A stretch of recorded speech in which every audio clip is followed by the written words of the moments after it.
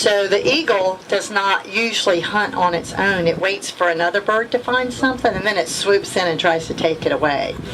So last week we were out here and we had a cormorant that had gone under. The cormorants, great blue right in front of me, these guys are cormorants.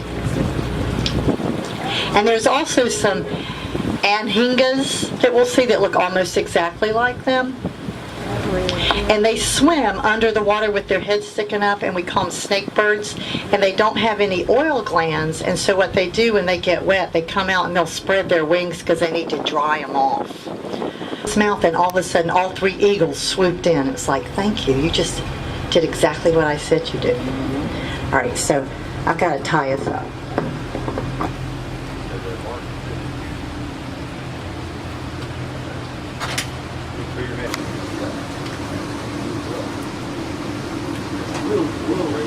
Are they going to do something different to raise the water, or the water will raise?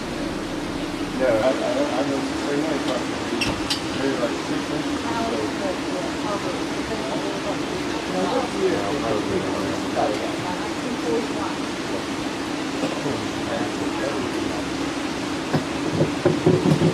So they started building this in 1931, and they finished it in 1941.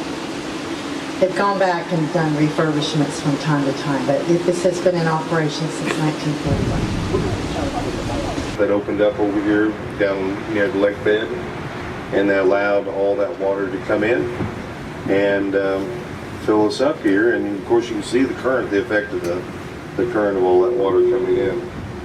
So when we get up here, I think Rob and Mayberg said we'll be 75 feet above sea level. We get up to the top, and our scale over here, we're almost there.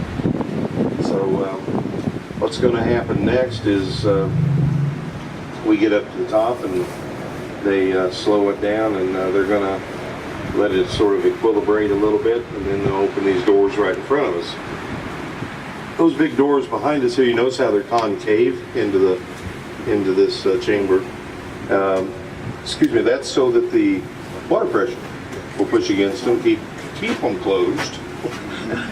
They're also hydraulically controlled for that as well.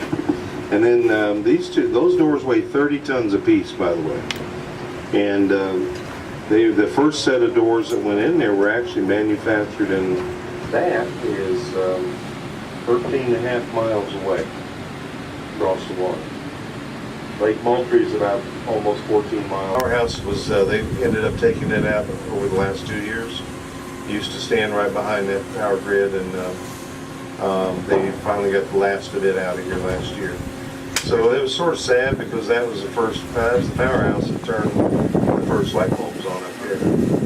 And places like Orangeburg, Camden, Sumter, Columbia, you know, back then you did have power in those cities, but they had their own little power stations. 95% of the people that lived down through here over the next 70 miles or so, they did not have any power. Surprise for you back here. You hear that noise going on behind us? That is what we call the tallest waterfall in the low country. You will not find a waterfall like that anywhere else around here. But it's temporary. And no, those doors aren't leaking. A lot of people say, are those doors leaking? You know, it's coming under that door. It's coming down through the doors and through the drain ports, and then collecting on top of that bulkhead and cascading over.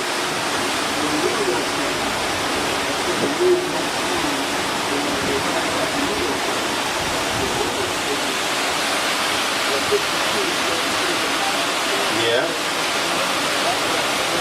Was that the old location?